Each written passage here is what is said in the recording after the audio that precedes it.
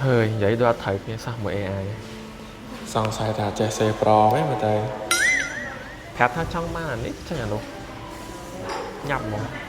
ព្រមទៅសេមកជួពីរជួអត់ច្បាស់ផងឲ្យគ្នាយល់មិន cái ở đây prom trong là xe bị cái này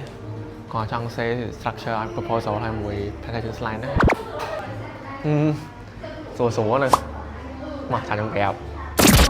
ជាដំបូងគឺយើងបើកកម្មវិធី Second AI Pro របស់យើងមកបន្ទាប់មកយើងចាប់ផ្ដើមសរសេរ prompt ដើម្បីបង្កើត structure proposal ឬ presentation slide ដែលផ្ដោតទៅលើ3ចំណុច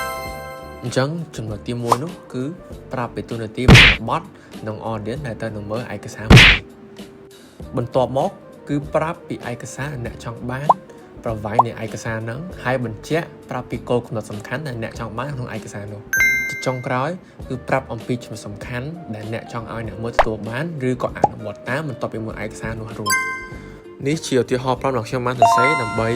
បង្កើតជា presentation slide សម្រាប់ការពន្យល់បុគ្គលិកអំពី cyber security ក្នុងការប្រើប្រាស់នៅលើអ៊ីនធឺណិតហើយទៅលើ prompt នេះផងដែរគឺផ្ដោតទៅលើ3ចំណុចសំខាន់ៗដែលខ្ញុំបាន mention មុននេះចឹងអ្នកនរគ្នាអាចយក prompt ឧទាហរណ៍នេះ